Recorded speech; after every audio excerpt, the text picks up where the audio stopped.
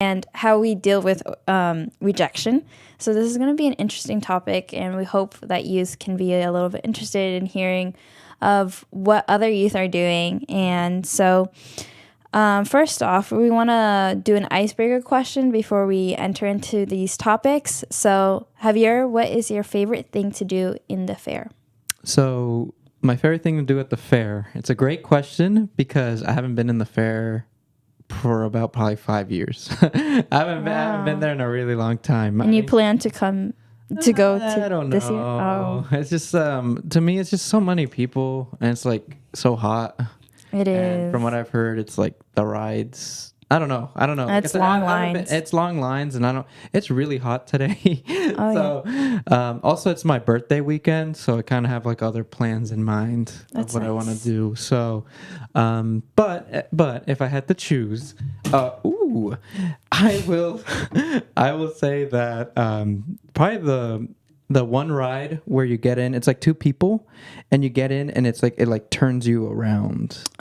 It's like one of the spinny ones. Oh, yeah. I think 3 people can go in too. Yeah, something Yeah. like that. Yeah, it's like 2 or 3. I like those kinds of rides because then I get to be like you're sharing the space with like other people. It's like fun to see their reactions and stuff. But Okay. none of the rides at the fair I would say are like scary. You know what I mean? They're all pretty. Or you think some are scary? Wait, you don't think the zipper is scary?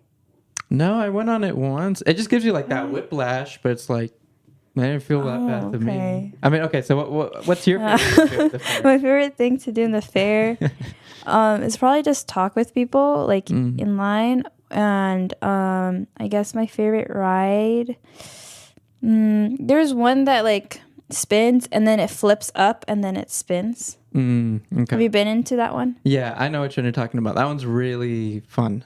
Yeah. Yeah. I like that one. So I think that would be my favorite thing to do in the fair. But honestly, it is long lines and there's people who cut. So like cut the line. So like that it's happens just so much. It's just it becomes not fun when people do that. So And one thing that I've always seen every single time I'm at the fair, there's always a fight, dude. Always a fight at the fair. Always. yeah, make sure you can like make sure you like don't get near to those fights and be respectful with other people. And also, just speaking about the fair, just so people are aware, today, June 30th. Oh yeah. Families, who have children that are under 12 years old. The 12-year-olds those kids can come in free to the fair. Yeah, as well as people who are 65 and up, and also people who are veterans. So that's all free for today. And then since we're speaking about it, the transit is free from today till July 4th. So if you guys need a ride to the fair, it's free for the bus. And I definitely recommend taking the bus because from what I've heard today, it's been crazy over at the fair right now. Yeah, it's so packed. Yeah, it's packed. So. I saw it from the freeway and it's a lot. Yeah, I haven't had a chance to go up north, but I believe you. Yeah. It's probably crazy over there. But Yeah. So moving on, let's talk about how much we share with our friends compared to strangers. For you, do you see any difference? In sharing with friends and strangers? Yeah, absolutely. I think when it comes to sharing, there's a lot of layers to sharing, such as, one day you'll think that your friend that you're really close to, you'll share all this personal information, right? So such as like, I got into a fight with so-and-so, but don't tell anyone. Yeah. And then, so that happens. But then, there's also other friends where it's like, they're like your friends, but you don't want to like share particularly like things. And that's where we get into the territory of like oversharing, right? So to me personally, to my close friends, I do tend to share a lot, which I'm fine with because I'm pretty careful about what I shared. But as you'll come to learn, especially with friendships, is that you just need to always be careful about what you tend to overshare. Yeah. Especially with strangers as well. When you're talking to like strangers, I think the context that I have is that if there's like a student or like a colleague from school, for example, that I talk to, and I start getting a little bit more comfortable with them, but they're not like necessarily like friends. Yeah. You know what I mean? Then I'm a little bit more careful about what I choose to share because I like trust the person, but I don't fully know the person, right? So Yeah, it's kind of funny when you say about like the oversharing because for me, I think sometimes I tend to overshare some stuff with some friends, and then it just gets like it's not handled carefully, like the information that I tell them. So it's just yeah, you have to be careful of who you like share your feelings and stuff like that. And I think that's where like trust can be broken or it can be kept right. Through this friendship that you share these thoughts and feelings. But we actually got this topic from New York Times, and they had a question that I want to ask Javier because it's a pretty interesting question. And when I read it, I hope you guys can also listen to it and think about how it relates to you. But it says, when was the last time you shared something really personal with a friend? A problem you were struggling with, an embarrassing moment, a crush you had on someone, or anything else?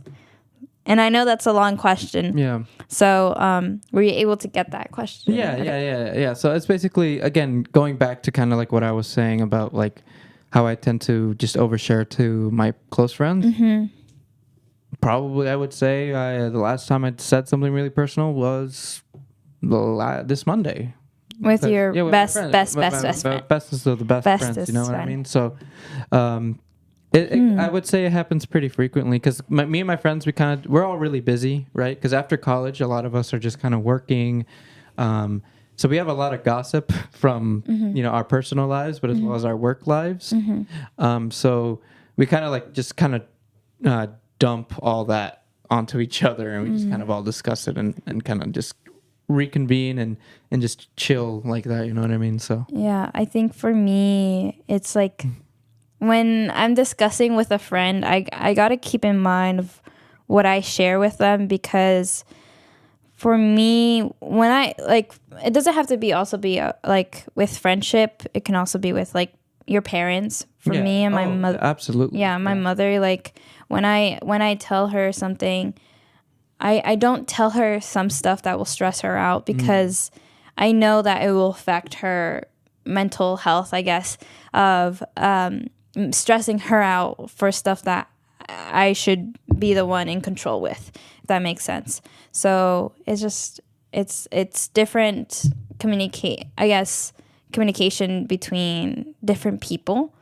And for me personally with this question, for me, sometimes I don't even tell about an embarrassing moment to my friends. I just like, if there's something embarrassing, I just laugh it off and tell them as a joke, if that makes sense. Because like, I mean, everything in my life is a joke. So, so yeah, I would say that. And sorry, I actually just wanted to actually add on to what you said. So it is so crucial to kind of like understand, like, especially when you're sharing something very personal, you don't want to stress other people out because depending on what you share, right? So let's say, like, for example, you got into a car accident, but the car, it was like a minor accident or something where you don't necessarily had to call the cops or had to call or anything.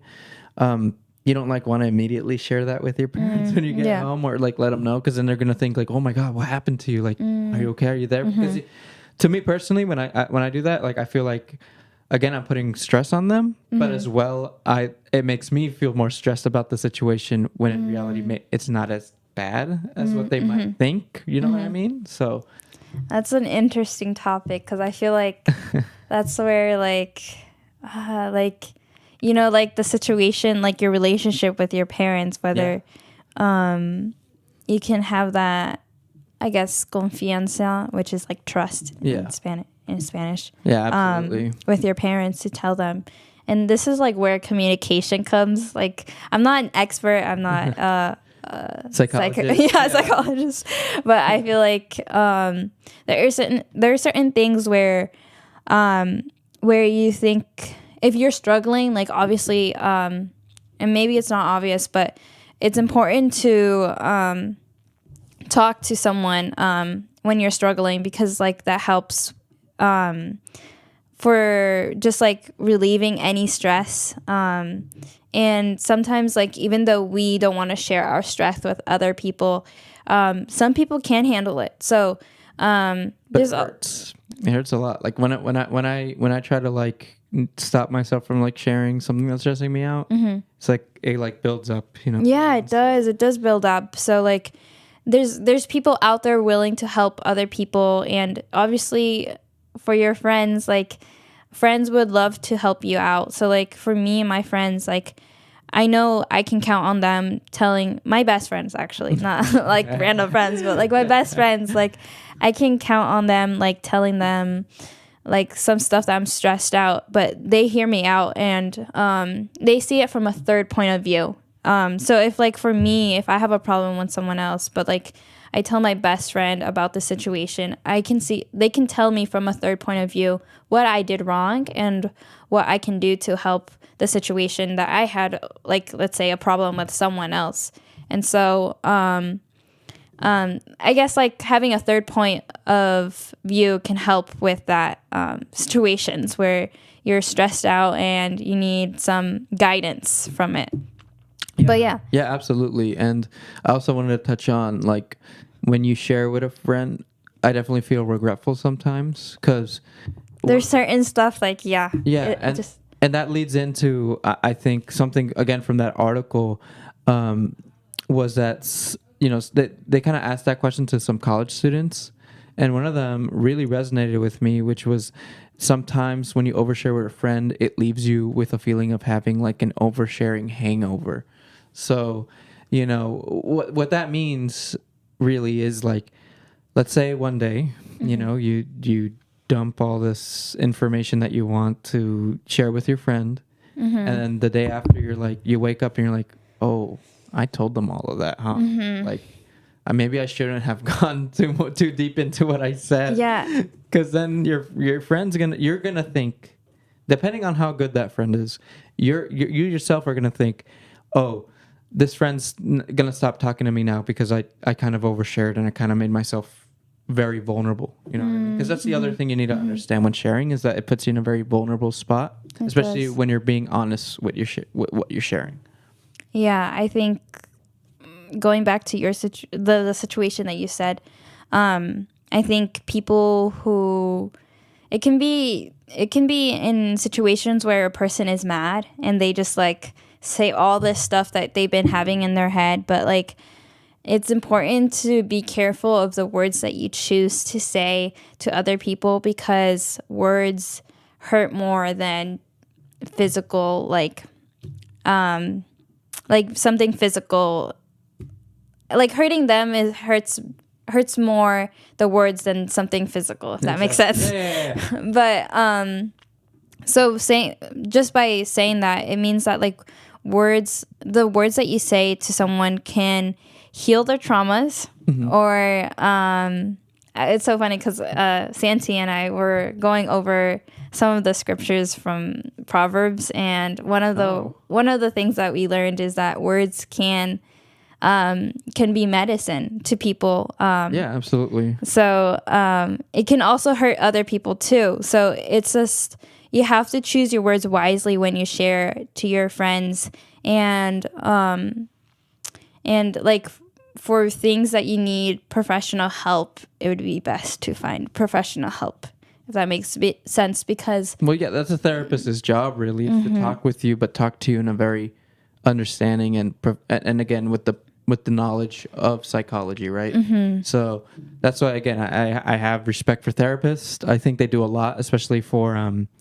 teenagers, especially and adolescents. Like, it's just you feel so alone sometimes when you're a teen.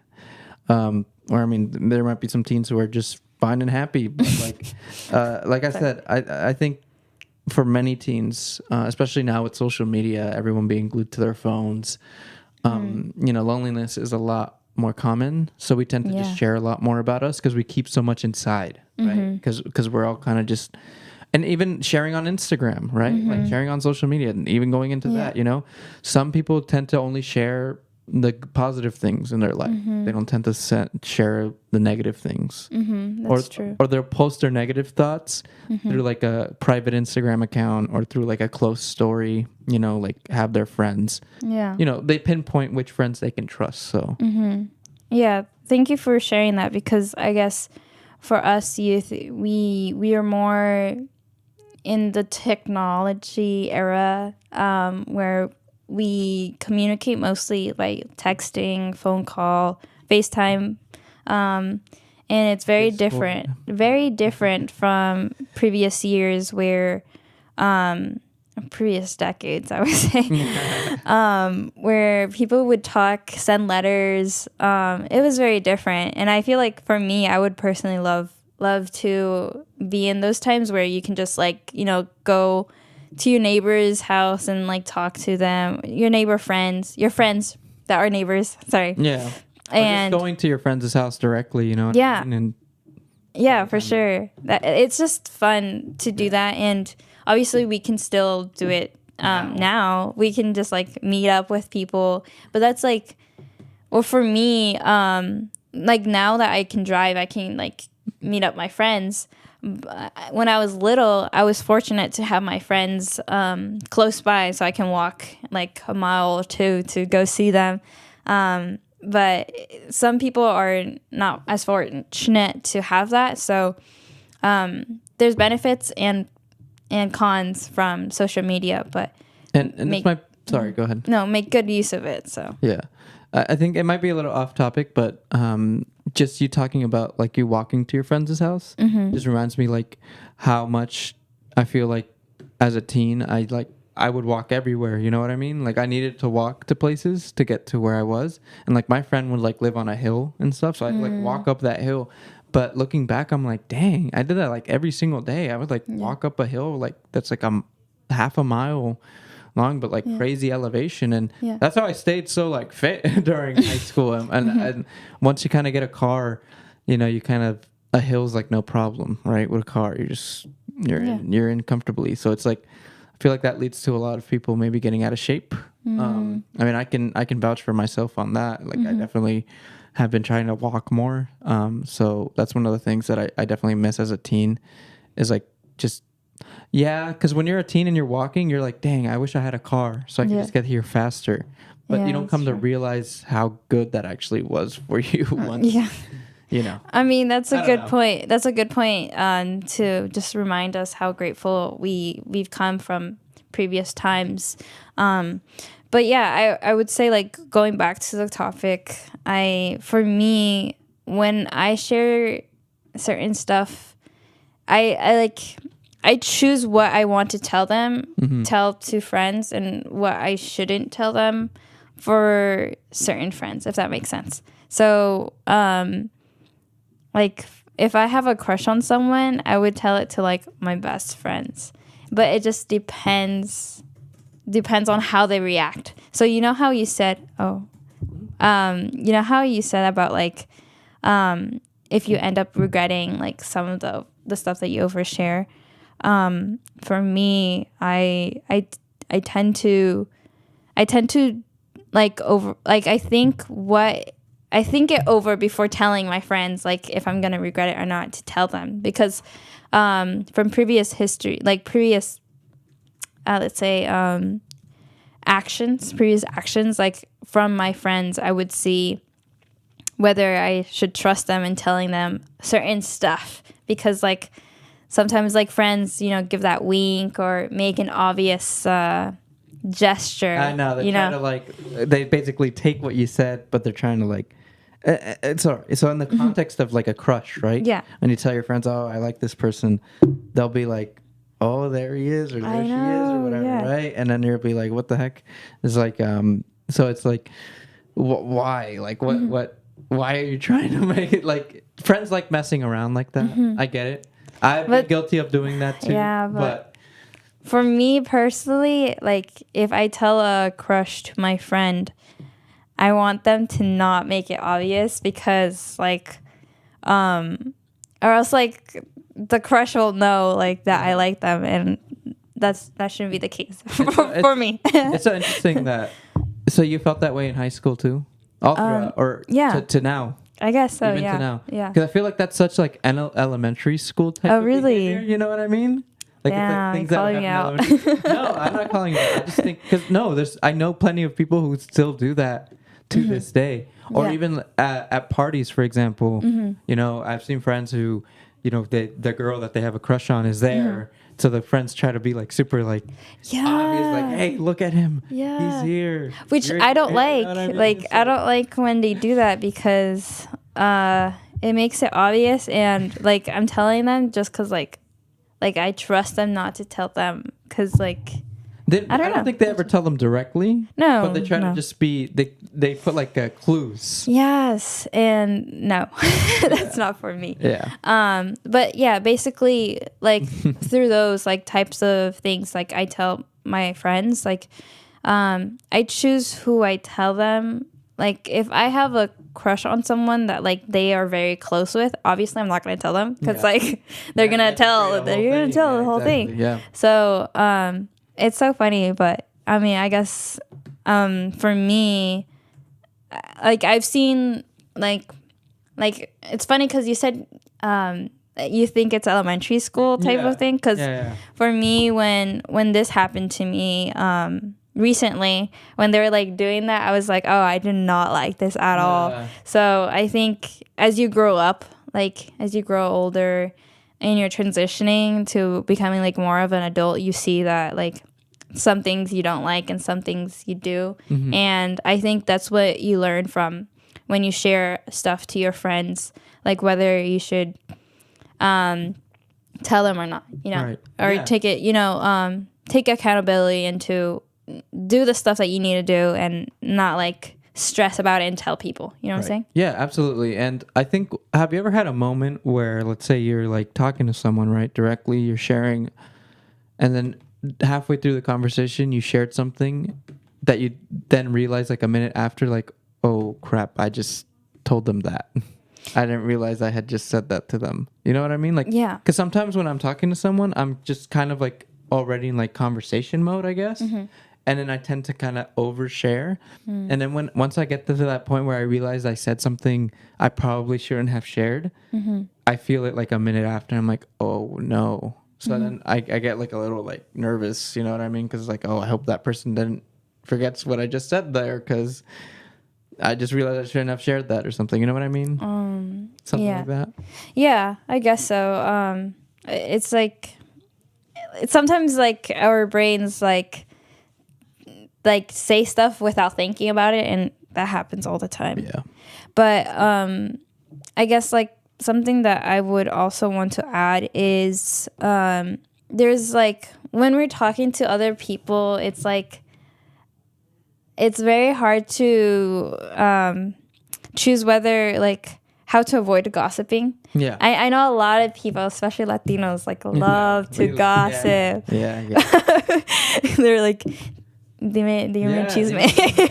Exactly. But I think not a lot of people know the consequences of gossiping because it can take a toll to your mental health and just like your energy. I think for recent things that's been going on for me, I think it really affects my mental health when other people are gossiping. And I think I'm learning as I'm growing older that like I'm trying to how to avoid gossiping when I'm talking with my friends because like I would say like telling my crush, saying something about my crush to my friends, that's kind of gossiping because I'm not like, well, it just depends what I talk about. Because like, I think for my terms of gossiping, it's like, if you don't see the situation through your own eyes or you don't experience it,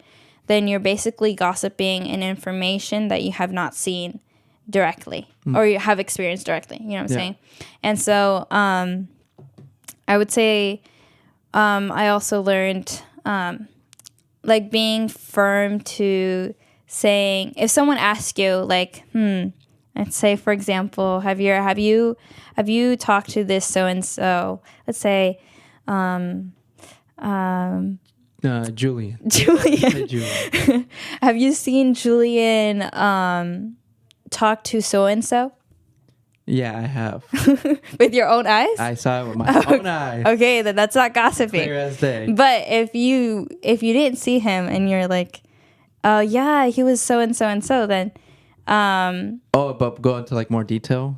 yeah, and that's like gossiping. But like I would say, like, if you don't know and you're uncertain, it should be yes or no. Because if you say, let's say, yes, but I'm not too sure. I don't get that. Why would people respond that way? Yes, but I'm not too sure. Like just say maybe or something, right? Okay, like let's say maybe. Maybe, But okay. there shouldn't be a maybe because then you would be gossiping. You're creating When You you know what I'm say saying? maybe, you create kind of like a scenario where now people can create rumors out of Right. one thing. Yeah, I know. There you go. Yeah. There you go. You hit the nail. Yeah, there it is. Yeah. So basically, yeah. So it's important to either say yes or no when someone's asking you a question about about a statement that they're asking. Right. Does that make sense? Absolutely. No, yeah, that makes sense to me. But yeah, anything else to add before we go to our transitioning? Yeah, so I wanted to also add that I definitely had my regrets. I mean, I've been talking a lot about regrets, but one for sure is that, like, in high school, sometimes you don't understand that, like, some of the friends that you make there, you might not see them for a really long time, or might never ever see them again. You know what I mean? That's just what happens after high school. And I remember I just shared a lot of information with some people who I just ended up not liking after high school, and I regret, like, sharing all that stuff with them because they don't. Because to me, like, they didn't deserve to hear all that. You know what I mean? They're people that I don't think should even know that. But unfortunately, you know, at the time, because I trusted them, or at the time because I thought they were friends, you know, I shared that information with them. So it's like, you know, it is what it is. Yeah, I think one of the things that we did not touch that much on the topic was about sharing with strangers. Yeah. Do you tend to share with strangers, like, personal I just stuff? share if the stranger seems nice and they seem kind, then I will share whatever, like, I feel comfortable with. But I won't overshare, like, anything personal, like that I'm feeling bad this day, and say why I feel bad that day. You know what I mean? I'd just say I'm having a bad day to that person. Yeah, I feel like, what I mean? Yeah, because for strangers, you never know if that stranger knows someone that you know, and then Oh yeah, that too. more gossiping there, and we don't want that. Well, personally for me, I don't want gossiping because it leads to a lot of chaos and a lot of Broken hearts. Yeah, and hearts and misinterpretation. Yeah. So just a lot of negative stuff that I prefer to avoid. Yep. But we're gonna be playing a PSA, and we're gonna take some time to. Well, hopefully you can take some time to listen to this PSA, and then we'll come back and we'll talk more about how to deal with rejection.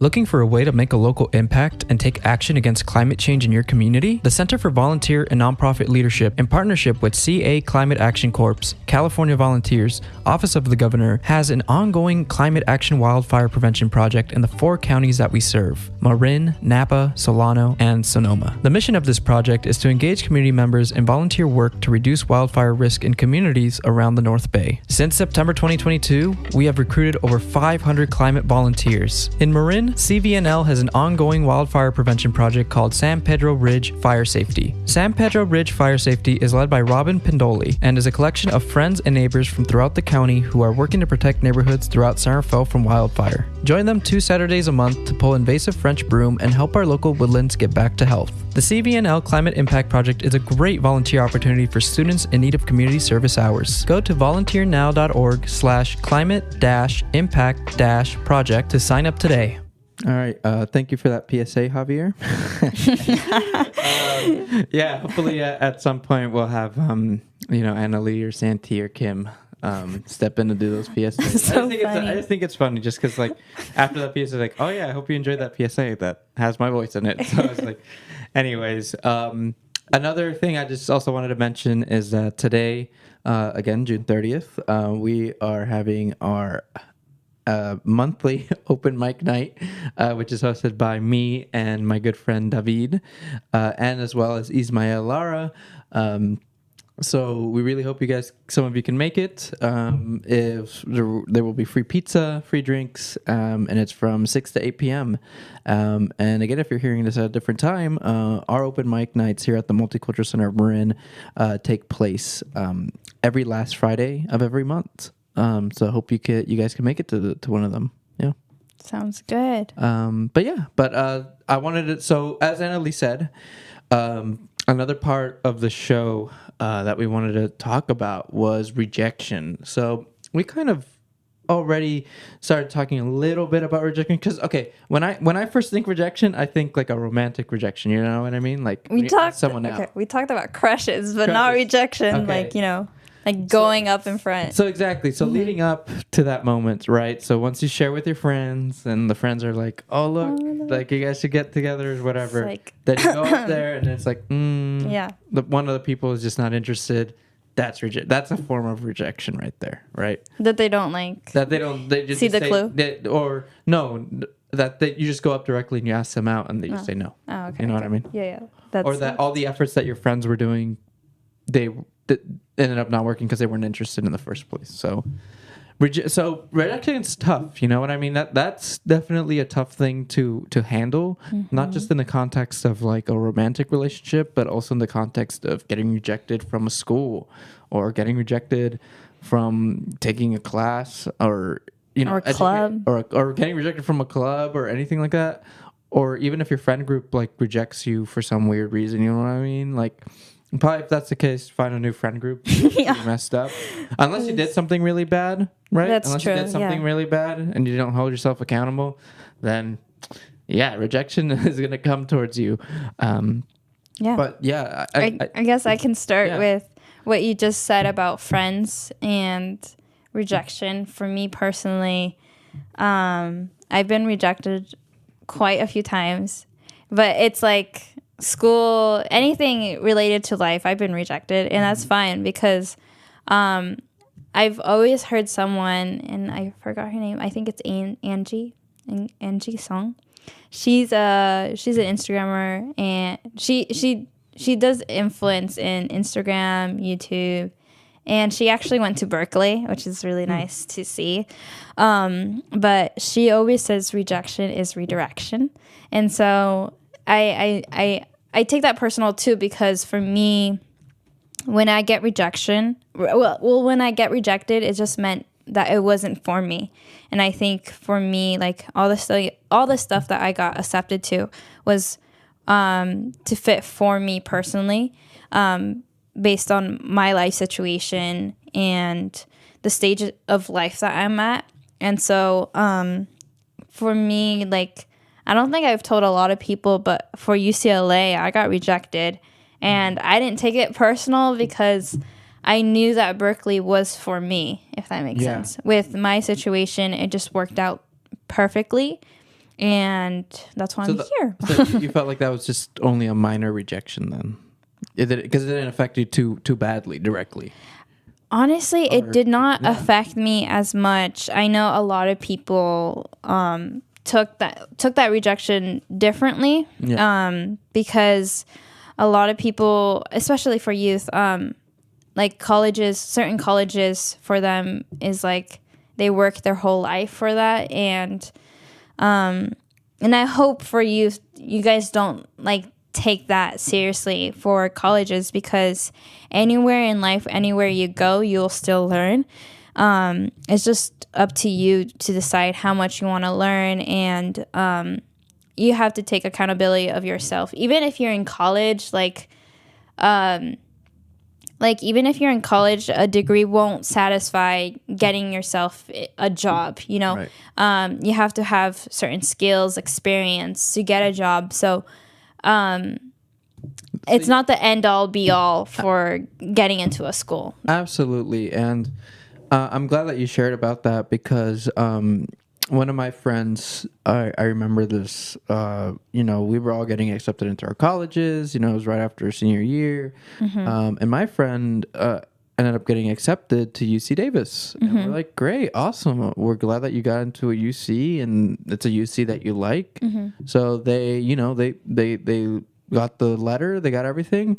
And then, I remember we were at a table, we were just eating some Chinese food, and all of a sudden he was like, wait, something's wrong. I'm like, whoa, what's going on? What do you mean? It's like, What?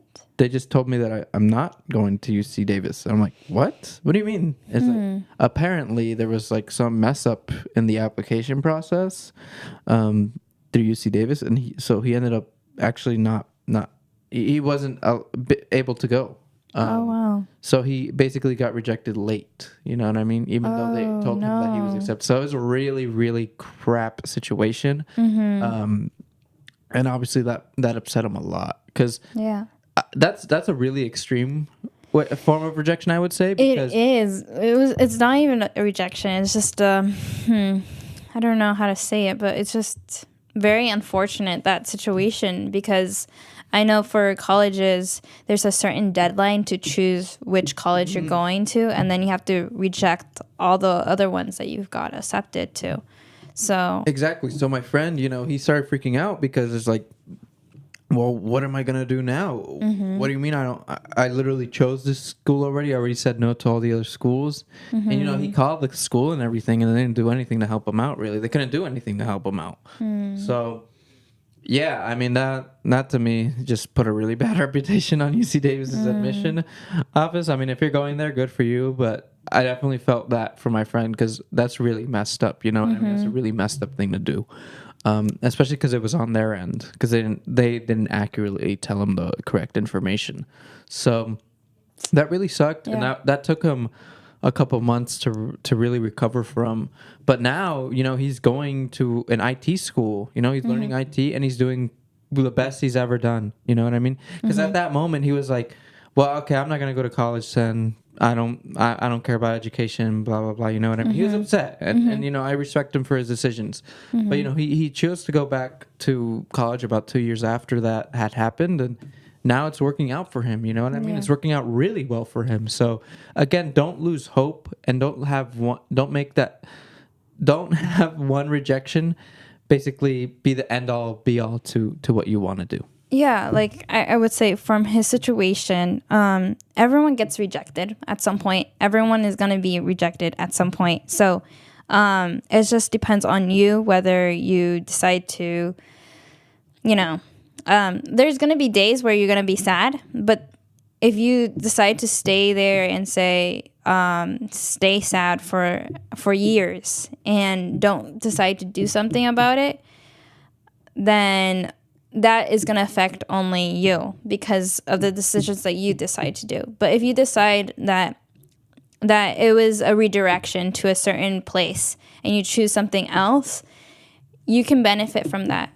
You can benefit growing more towards what you want to do and stuff like that. Absolutely. So I know it's very general, but it's like it applies to everything about redirection. Yeah, and so kind of going into a different, again, because there's different types of rejection. There is. Another thing I wanted to mention too is rejection can sometimes be caused by or can be done through an excuse or something. So let's say relationship wise? So relationship wise. So for context, right? Let's say you're texting someone you like and you're asking them, hey, can we go on a date on this day? It's like, and then the person keeps saying like, oh no, I'm busy, I'm gonna be hanging out with these people, but they're not telling you like a direct no, but they're still kind of rejecting you. But they're scared to like reject you directly. Yeah. So they're like indirectly, or they ghost you. They ghost you, which is also not cool. Yeah. I think for me personally, I would prefer someone to be upfront with me and say, look, I'm not interested in going on a date with you and so.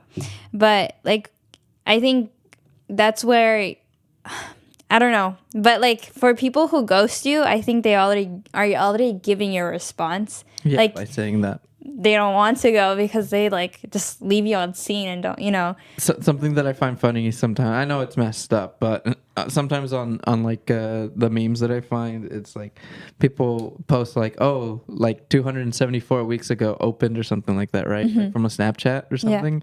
And then people just say like, oh, that person must have really liked that message I sent them for them to not respond in 274 weeks or something like that. You know what I mean? really. But it's just, yeah. I thought you were gonna say something else, like I'm still waiting 204 weeks for the response. That too. That's where dark humor comes. Yeah, Oh, not dark humor, but humor. It's just sure. But yeah, so like I feel like for me, like even though they do not respond, it just shows like more about their character of who they are, because They're immature. I would say that shows immaturity. Because yeah. because like if they cannot communicate well, saying that like no, I don't want this, then that's when you see that there's a lack of communication that they offer to you, I guess. Yeah, and that they're basically they're wasting your time, and they're wasting their own time doing that whole stuff. So they would rather just take the easy route, especially with like I would say with like dating apps being so more popular now, right? People can just go so much easier there, because if let's say you're still in the talking phase and it's just all through text, then you'd lose nothing by ghosting the person, because the person, unless you overshared a lot about yourself, then the person doesn't really know a way other than just your number or whatever to really get into contact with you. So if you like find that the person isn't interesting or anything, then I guess that it's more common for people to ghost you. Yeah. Coming from a dating app or something like that. I feel like since we're talking about relationships, there's like one of the things like that I've noticed, that a lot of people tend to not put the effort into like asking someone out because they're afraid of rejection. So I think one of the things that relates to rejection is our ego. So whether we have this ego of, no, I'm not going to do that because I'm going to look dumb, or because like I deserve better. I never get rejected or something. I've known many guys and many girls too, who are like, oh no, I don't get rejected. I'm the one who rejects people. I never get rejected. So it's just like, yeah, it's definitely an ego thing. It's definitely more. No, it's not just common in teenagers. It's common across all boards. Across all boards. Everyone has an ego, but I think one of the things that I've learned is to, like, you get across a lot of stuff when you're humble.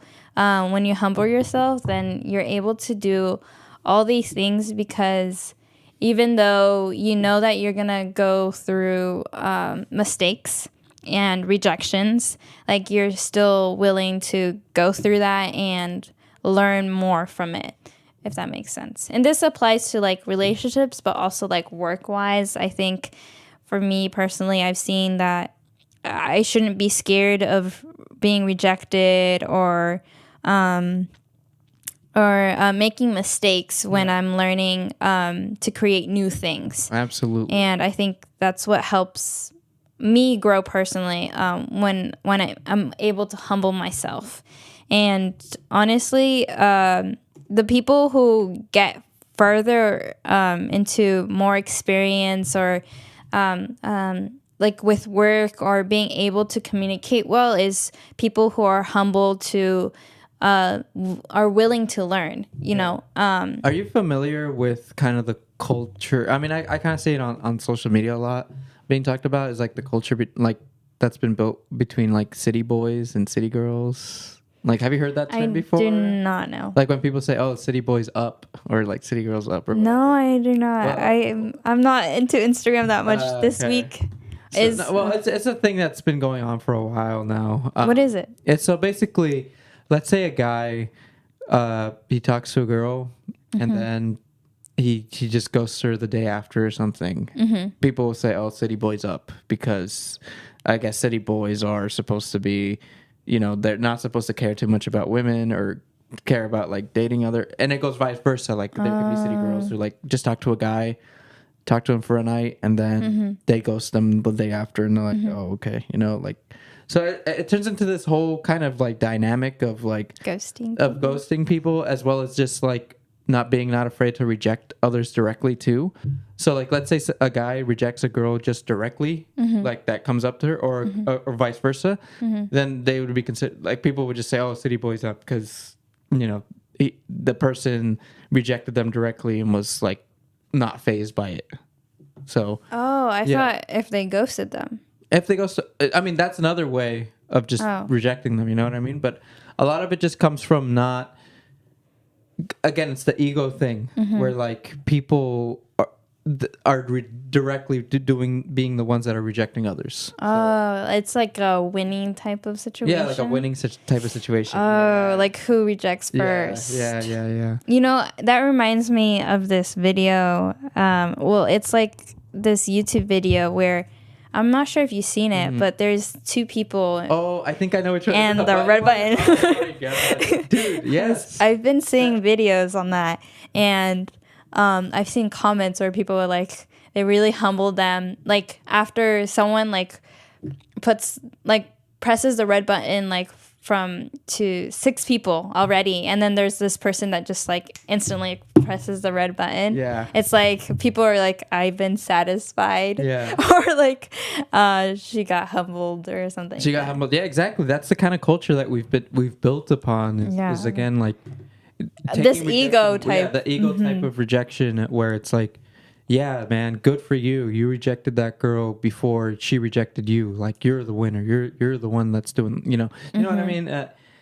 And a lot of that I feel comes from just how weird and complicated dating has turned now because of social media. Oh, yeah. And again, with ghosting, with also people just being more on the text side of things and not getting exactly far in a relationship or something. Yeah, and I would like to relate that back to Instagram, where you said that everyone is being shown in their happy side. So there's a lot of people looking their greatest. They look rich and all these stuff, and I guess like that's what like makes us have high expectations when in reality, we should just, at least for me personally, I'm looking for something that's more long term.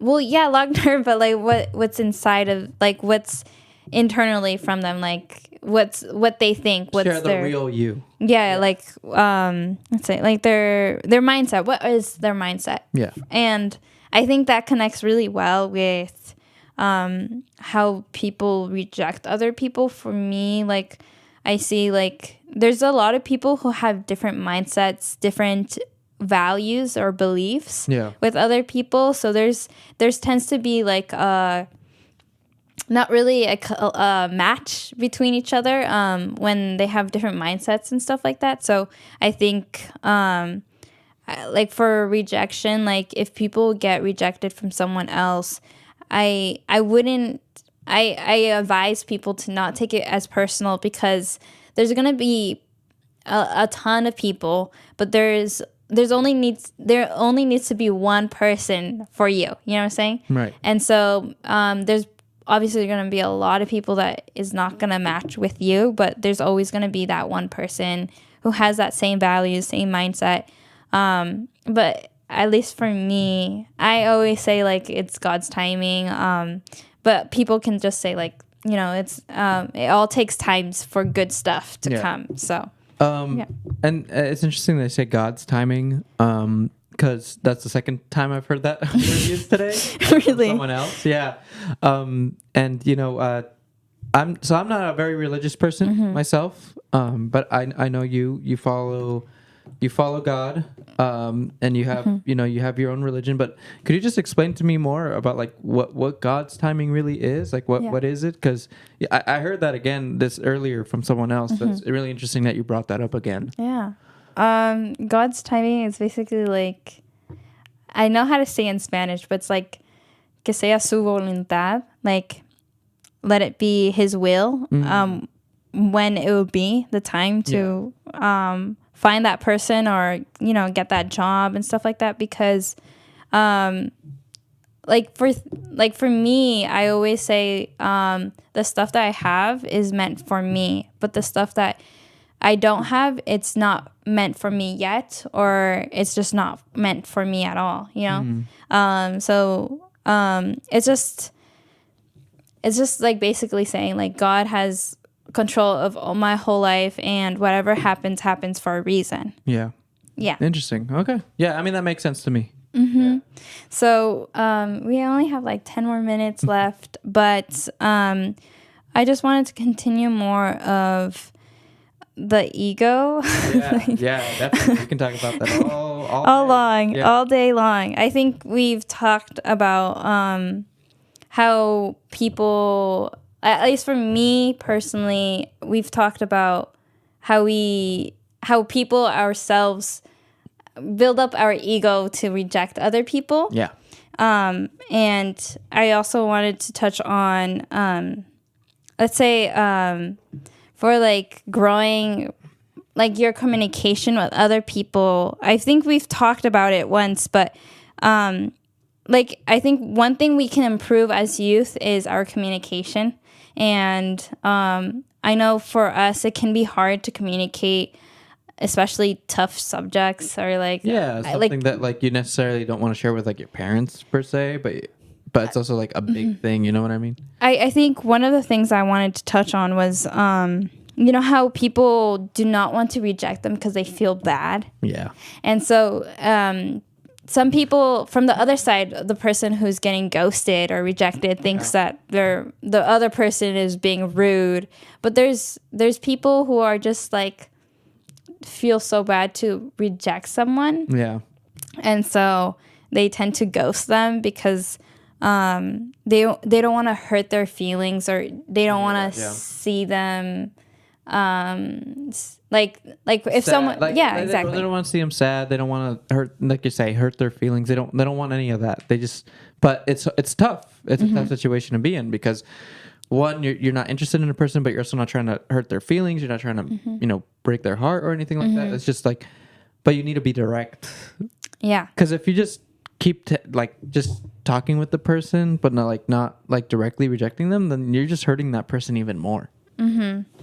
Yeah, it's true, because if you just like lead them on, then exactly. That would be rude of them, also of taking out their time with the other person, because the other person is I don't know, like it takes a lot of mental health, I guess, like more of your it takes a lot of your mental health and your emotions. There you go. Your emotions. It takes a lot of your emotions when you think you have a thing with someone, and then it's not. I hate when I've had so many friends who are just like, hey, yeah, so, and I'm like, so are you with this person or not? Because I know a lot of guys who would just bring in like a girl with them, and I'm like, oh, so are you guys like going out? And they're like, oh, no, we're not going out. Yeah. But then like they hang out a lot. They like hold hands, and I'm like, then what is that? Yeah, dude? Yeah. Like, there needs to be a boundary or like a limit. That personally annoys me. I mean, it's okay. Like people can,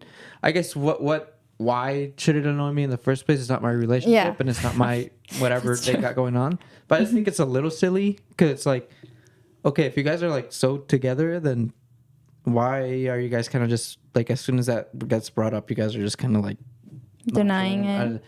Because that's where you see like there's two conflicting emotions there, you know what I mean? Because I think for relationship wise, I think to declare that you're a boyfriend girlfriend, it's like you guys have to be on the same page of like, we're boyfriend girlfriend. But if people are like saying they're a thing, it's like I feel like it causes a risk of whether you guys are on the same page.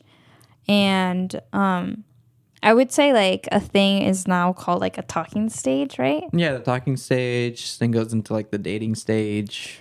Yeah, I mean, more, right? I mean, yeah, but it is interesting. I mean, everyone's got their own way of thinking about relationships, and I think the way that society has been moving forward, like there's like I think polyamorous relationships. Have you heard of Yeah, polyamorous I have. where I it's like have. I think three people all kind of going out with each other. Yeah. So that's just interesting. You know what I mean? I feel like it's just. I mean, I don't really have any real thoughts to it. I think again, like if that's how you guys want to handle your relationship, go for it. It's up to you. It's up to you. You know, as long as everyone's consenting. That's the other thing is like consent is just so important in a relationship as well. So definitely always keep that in mind. I think communication is like the key thing. Yeah, absolutely. To continue having like a relationship with someone and have a healthy relationship with someone, because there's people who are in relationships but do not communicate well, and it just brings a lot of problems.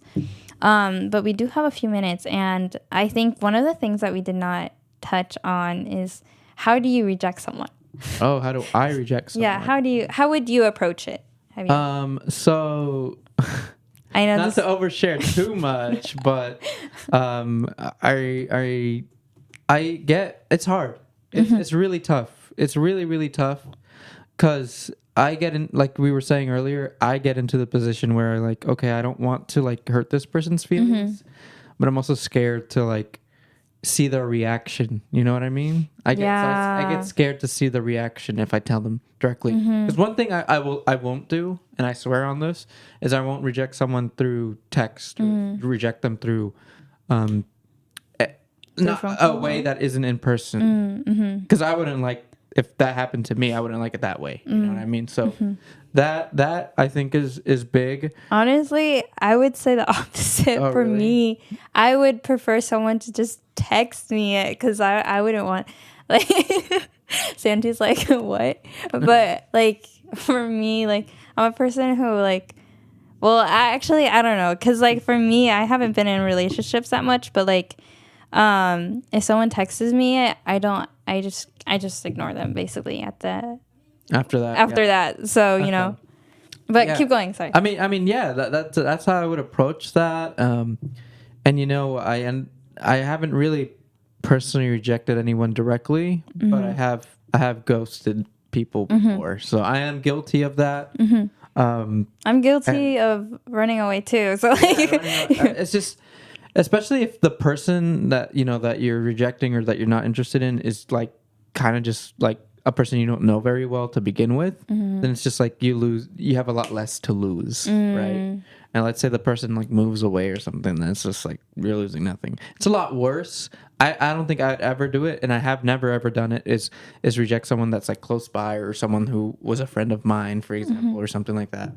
I think also this is interesting too. I know we have just a couple minutes left, but I do want to bring up like there is that awkward phase where sometimes, let's say you're friends with someone, and then but you start developing feelings for this friend. That happens a lot more commonly. yeah. It happens.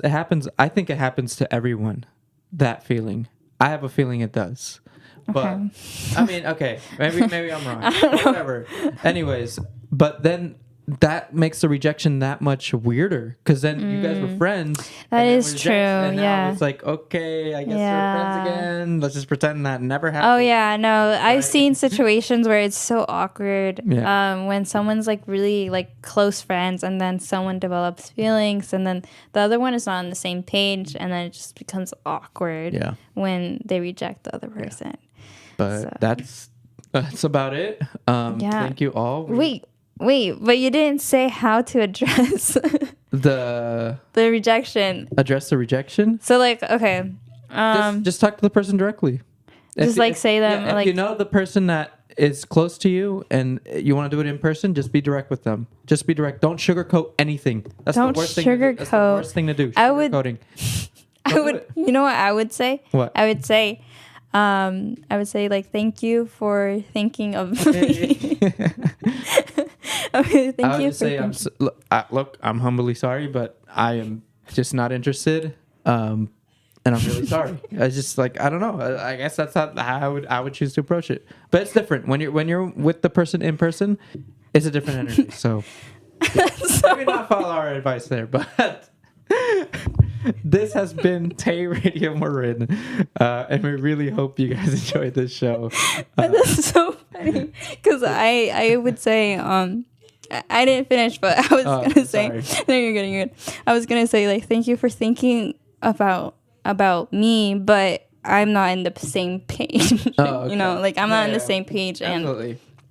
and Sure, we all have our opinions. and well, I just like I think for me, I would appreciate, I guess like I think one of the things I would say like thank you for reaching, or like thank you for letting me know how you feel, you know, because I think one of the things I want to make sure to tell them is that what they shared about their feelings was nothing wrong, because I think one of the things that people are scared is rejection, and actually like that stage of whether you should tell them or not. And for me personally, I think just like appreciating that they were able to like tell you up front is something that I would want to let them know. No, absolutely. All right. So that was it, guys. So we'll catch you all next week. Hope you enjoyed today's show. yeah, it was fun. Yeah, it was fun talking all about. All right.